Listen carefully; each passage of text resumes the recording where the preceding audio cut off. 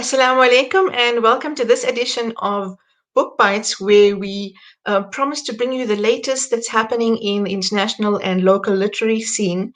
Just earlier this month, on the 1st of February, the National Institute for Humanities and Social Sciences um, uh, presented their long list for the Literary Awards, which constituted of a nonfiction list, fiction list, and creative awards for compilations and music and DVDs. Film at any event. I was very humbled to be part of the fiction long list alongside at least 19 or 20 other very beautiful books, very exciting publications. And one of the authors will be on the show today, is Sue Nyathi, who is already well known on the literary scene for a number of books that she's written and that have been extremely well received. So Sue Nyathi was born and brought up in Bulawayo in Zimbabwe, and she gives us a very keen lens on a life in Zimbabwe. And she's been living many years in South Africa with her son, writing full-time and presenting beautiful books like The Polygamist back in 2012, The GoldDiggers, one of my personal favorites, in 2018, which we'll talk about a little bit now, and especially A Family Affair, which was longlisted for the NIHSS Literary Awards. And without much further ado, I'd like to welcome Sue Nyathi to today's show. Thank you, Shafinaaz, for having me. And I'm excited. Congratulations to you too for the long list. It's such a wonderful time, especially because we haven't been able to connect, at the festivals the way we normally do, and sit and chat around a table, but at least we found virtual ways, and writers around us, including ourselves, are writing and putting the material out there and being acknowledged. I mean, it's always wonderful to be acknowledged. So well done on that. Really amazing. And I went through 456 pages, beautiful saga. So we will definitely get into that. Writing.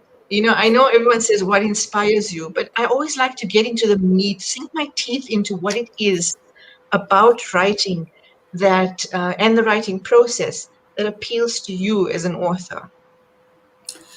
You know what? I always say writing chose me. I never chose it. I mean, I started as a young little girl and I would see pictures in magazines and I would just want to write a story around them.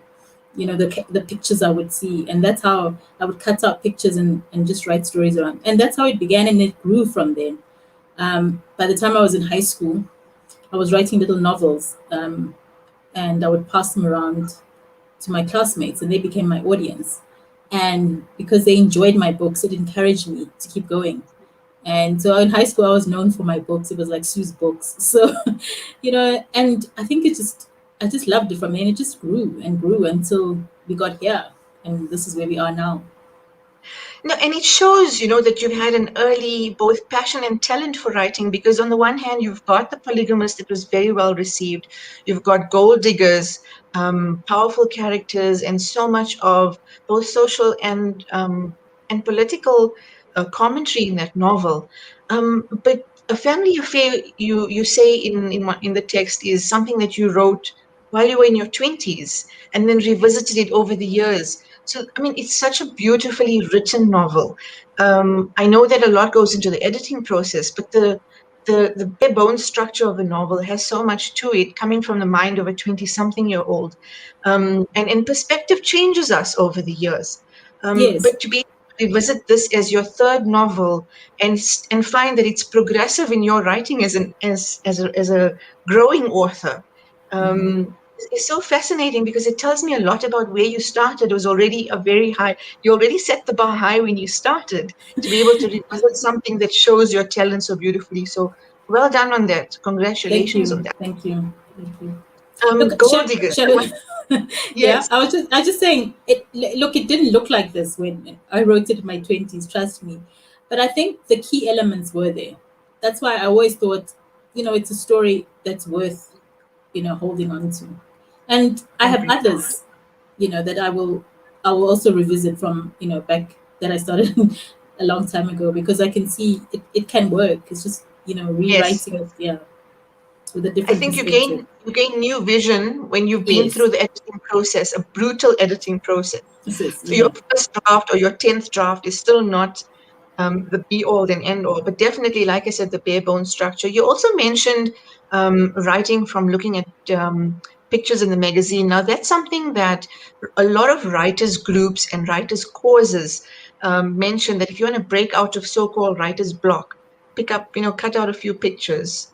So it's such a fantastic way. I want to say to our young listeners and viewers that it's such a fantastic way of testing your ability to write. Is just to cut out pictures from the magazine and formulate a story based on that. Right, yeah. It's such a wonderful way.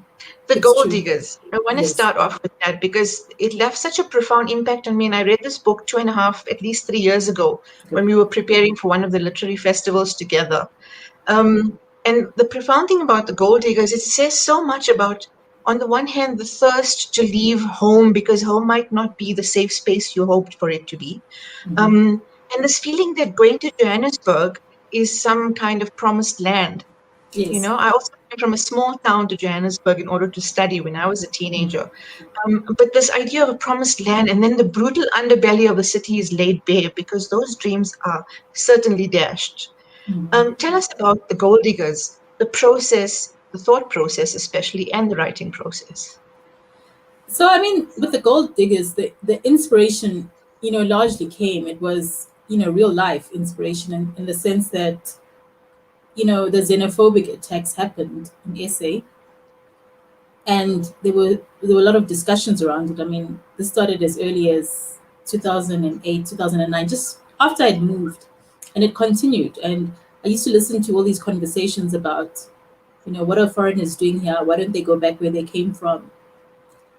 And I felt like I couldn't weigh in, like, and just add my 2 cents, like in a short little 1 minute conversation on radio.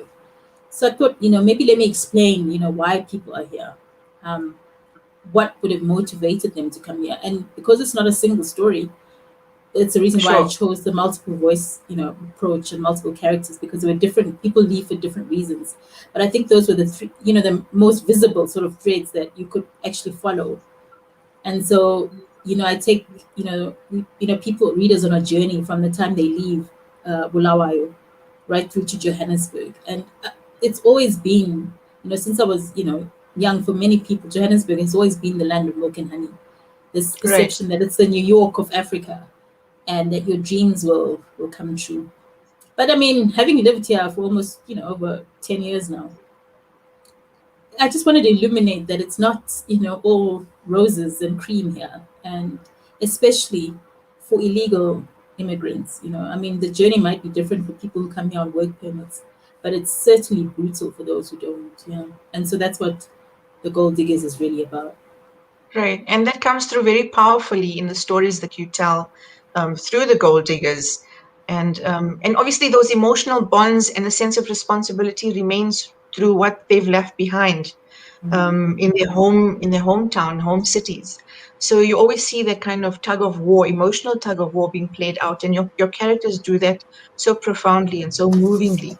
And I was on the Goodreads group on Facebook today, and someone was discussing the Gold Diggers just now, about an hour ago. Go, Um, okay. a reader from Scandinavia said that he was profoundly moved to the Gold Diggers recently. And so you've given a lens to readers from around the world into these very nuanced stories, not just from Africa as a continent, but now, Johannesburg, Bulawayo, and so on and so forth. So the story of family responsibility, um, these are the threads that draw us. From if you come from any family, there's this powerful idea that sisterhood holds us through our traumas and through our celebrations. A family affair, a catchy title, a nice cozy title in many ways, Yeah. and yet so many, such a nice network of stories and so many layers to the way that you present the story of a family affair. Let's talk about that. So, I think we all come from families. The genesis of us is a family. So it's always a good starting point. And a family affair presents a traditional family. mom and dad, and 3 daughters. Um, in the sense that we know family. But I think as the book evolves, you also start to rethink what really is family. And one of our characters tries to redefine what a family can eventually look like. It doesn't necessarily have to be that, traditional image of a family. And I think it's, why family is fascinating, is because as adults, a lot of our problems that we have as adults generate, arise from our childhood traumas. So that's how important family is, because it actually shapes the people we become. And a lot of families, you find that they try and act like PR firms, public relation firms, as I say, and they try to present this picture perfect facade. And I think families really ever are. But there's this obsession of just looking perfect to the outside world. And, when you peer, beyond the facade, you realize things aren't perfect actually. And people are flawed. And I think it's okay. Nobody's perfect. And I think we need to understand that yeah, it's natural. We shouldn't try and stage manage these things. Nobody is perfect. So why do we expect perfection from non-perfect people? And why do we want these perfect families? I mean, I always drawn to the example of in the Bible, Cain and Abel. They, siblings, one sibling murdered the other. And that Right. represents dysfunction. It's a dysfunctional family, and most families are dysfunctional. Hmm. It doesn't matter whether it's an Indian or Jewish family. I think the beauty of this book is, everybody could see themselves and their different families in it. And I think it's important to realize that we're probably more alike than we are different in terms of the way we grow up and that whole the family structure. Absolutely. So, yeah, I definitely got the commentary around how we communicate with each other, and this idea that there's a family status or family honor that needs to be sort of respected. And in many ways, it's the women who are sidelined, Yes, in performing to these expectations. And so it comes through also when there's negotiations for the wedding, yes, the Lobola. and the family elders, the lobola negotiations, and the family elders coming together, and the circumstances around it depending on what the bride's status is, and there's values and associations made through that. And it's interesting to see how the women communicate separately on these issues and the men communicate separately on these issues. And do they ever come together? Eventually, I guess the clashes do happen when relationships don't work out. What struck Yeah, me in particular was, there's similarities across the cultures when it comes to talking about things like how can the younger child get married if the older daughter hasn't been married yet? Those kinds of yeah. concerns that the Mm-hmm. elders seem to have had, and the younger generation, it just has no bearing because relationships aren't defined by your Your sort of age, yeah. age or where you Yeah. are on the ladder. Mm.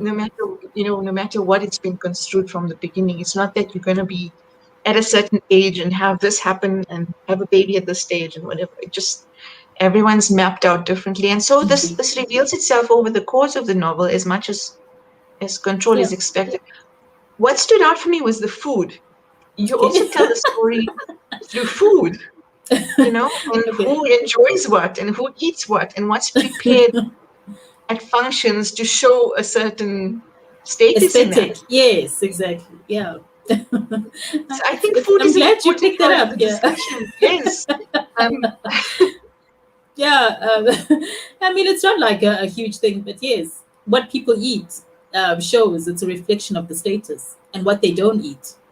And yeah, I think, especially for a book like this, where you have different layers of society, it was important. And then the weddings, even at the weddings, the food that was served can give you an yes. indication of the type of wedding. I mean, if we compare Zandile's wedding to Yandisa's wedding, and that's, yeah, that sort of thing. And when Yandisa was now living with her in-laws, the diet, you could, from what they ate, you could see the struggle, as opposed to where she came from. So it's, yeah, Right. it's that sort of thing.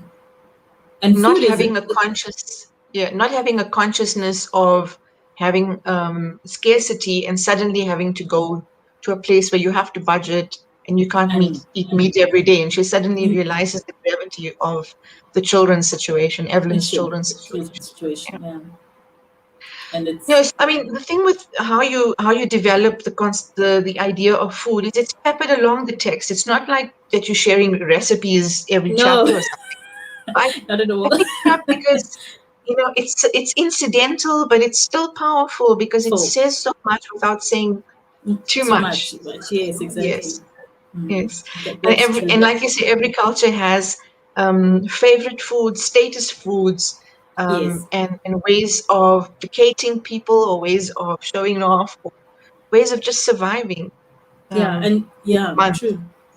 Yeah, and budgeting and just surviving and through the the month. yeah, and the nostalgia through food, and Yes, places, yes. yes, and that sort of thing. Yeah, Because taste and smell evokes memory. Inevitably, if you exactly. go into a city of your childhood and you smell the smell of bread in your grandmother's house will bring up something. So those Exactly. things transport us to the past and to our childhood and back to the future again, just on Mm. that verse. So steeped in cultural elements and the beautiful presentation of food throughout the text.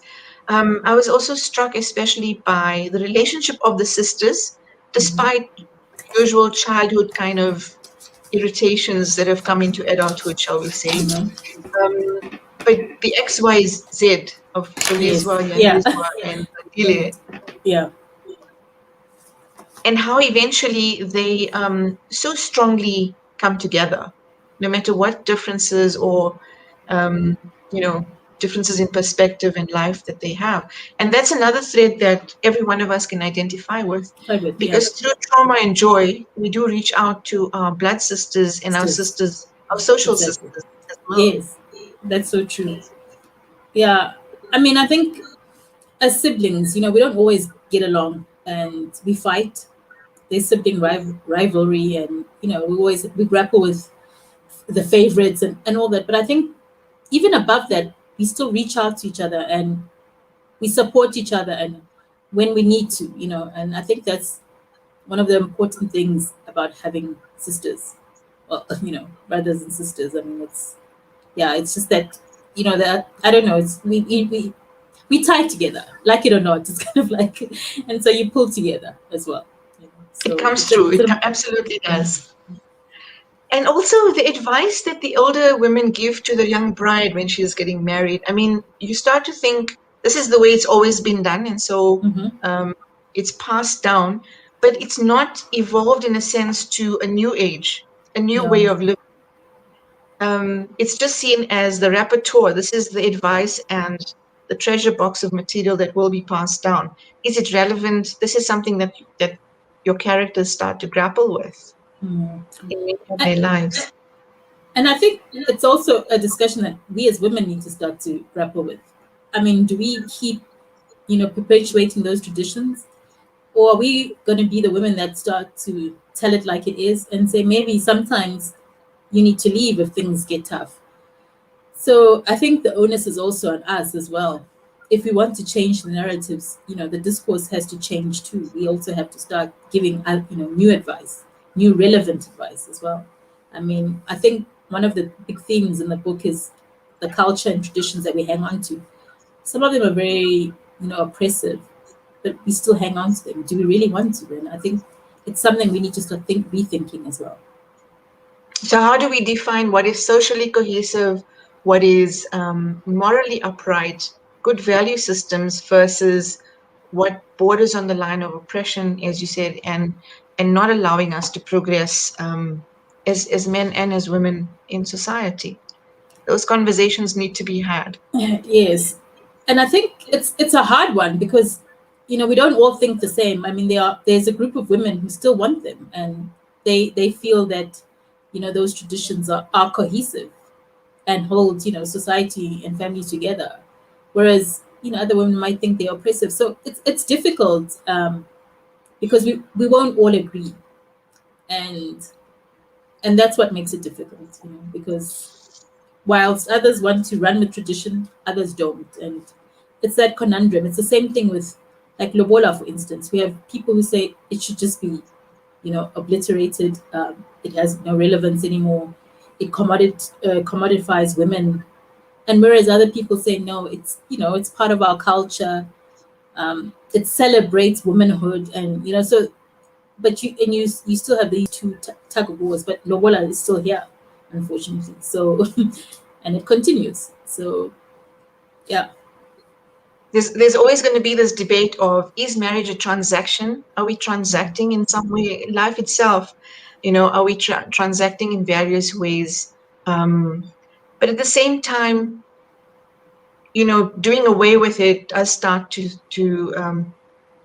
sort of break down on value. What is valued, and unfortunately, a lot of material value is placed on how we value situations. And I'm just remembering now, while we're talking about this idea that they talked about in the negotiations about being damaged goods, and this idea that Yes.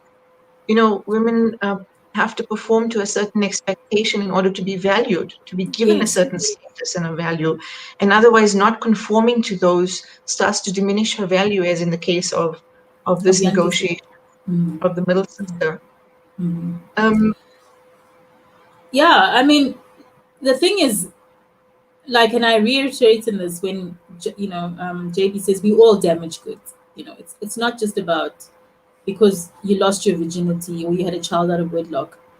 I think everybody carries certain baggage, and the older you get, the more baggage you have, whether it's emotional baggage, and that so in a way your psyche is damaged in that sense. But you're right. The standards that women are valued on can be very problematic. I mean, if you think of virginity, is a very problematic construct, especially for someone who gets raped. They have no agency over how they lose their virginity, yet they right. become punished for it, as you saw in Yandisa's situation and the Yes. subsequent pregnancy. She had no control over that, but it's something then she's demeaned over later, and her value, her and I think that this thing of attaching value to women is it's very demeaning, because our worth is not, we shouldn't be judged. Our worth shouldn't hinge on such things. That's what I was trying to portray, and how dangerous that is, because there's so much more to self-worth than that. And the construct of how society sees us. And in many cases, I mean, in Zulizwa's case, in Yandiswa's case, she is, it has long-reaching consequences. She's raped when she's 15, and this is something that affects her almost twice as many years later. Later, And, exactly. as an adult. And so you see how it's patriarchal concepts are also not passed down from men. It's women who are passed It's down women, these exactly. value Yes. systems, these ways of measuring what your value is. Yes. It's her aunt who calls her damaged goods. It's not Good. Yes. one of the men in Yes. the family, No. that has labeled her, or a boyfriend, or anything of that Mm. case. And so you see this kind of cloud that hangs over her, and she's got to carry it through until she can, of her own accord, I suppose, decide that this is not how she's going to be measured. And so these powerful commentary comes through so many times in this novel. And at the same time, it's an extremely, while it's very well written, it's also extremely entertaining, because there are conversations, very light-hearted conversations, very beautiful romantic conversations. Conversations. Um, so there's romance, there's love, there's disappointment, there's antagonism, there's Mm. generational conflict. This is something that you get through with the elderly aunts, with the father who's a holy man, but with a past That's, filled with yes. pain, Yeah. tragedy, and his own reflection comes through, quite so as well. And he actually acknowledges seeing himself in the child that's considered the black sheep. So generational conflict and generational trauma, Carried. so Yeah. many layers that you've managed to do this. I hope that A Family Affair doesn't just become a movie, but it's a Netflix series. Yes. Um, so Okay. much to be said about this particular novel. While The GoldDiggers could easily make a movie, um, A Family Affair has, for me, the vision of a whole series, because we're watching series all over the place, and so I look forward to seeing more expressions of this novel. What do we hope for in the future from your pen? What can we hope for? So at the moment, I'm actually working on the sequel to The Polygamist. Yeah, I mean, fans have been been dying for a sequel for years, and so I never thought I would write one, but the idea just jumped at me during lockdown. So yeah, so that's what I'm doing now. Yeah. That's But incredible. So I know we also have an anthology to look forward to in the later in the yes, year, which I yeah, hope we'll get to talk about. yeah. In so that'll be coming out in August, and I'm editing that, and it's also on the theme of gender-based violence, which is a big theme in A Family Affair. But I think the difference is that this is a non-fiction anthology of personal narratives from survivors, which I think is very important. I mean, in this book, in A Family Affair, I tell a story of a woman who dies. We never get to tell her story. But I think it's important that survivors do tell their story because of the impact, that they have on someone else who could be in a similar situation out there. I think it's mind expanding to have narratives out there, and as you said, because it allows that energy of reflection, and is resourceful in looking for solutions as well. So we will definitely have a session when your anthology is ready. And I know that I'll be going back to reading The Polygamist, because that's the only novel I have yet to read. Okay. Just in time, I can read it For just the in time for the for the sequel. sequel, yeah. So I definitely have Yeah. it on my read list Mm. soon enough. So thank you so much for your time. It's been amazing. I was looking forward to this while I was reading through A Family Affair. And I had to rush the end because I wanted to make it in time for this show. So I'm going to go back and read the last There, 5 or 6 the last chapters to savor them, no, because I was savoring both the way it was written and getting to know your characters, and handling their issues along with them. yeah. Um, and And thank enjoying you for the the insights. Yeah, I mean the food. No one has asked me about that, so yeah. that would definitely stand out. We all show love through food, and sometimes we show disappointment through food as The well. food. That's I right. think your mood shows in the food that you prepare and the food that you Exactly. choose. So there's Exactly. definitely a relationship with that as well. Once again, thank you so much for your time. I wish that we had more time, but I know that we will try and get you back on the show in the near future when there's more to discuss on future publications. We wish you all the Definitely. best, Thank you. and keep writing for us. All right then. Thank you so much, Chef. And so there you have it, this edition of Book Bites with author Sue Nyathi and her latest novel, A Family Affair, which was longlisted for the National Institute of Health and Social Sciences Literary Award in the fiction category 2021. And we wish Sue all the best for making it up the ranks to the winning title, because this was really a fantastic output from her. Um, Until next time, when we have another of our best of local fiction, this is it from us on Book Bites on Salam Media. Assalamu alaikum wa rahmatullahi wa barakatuh.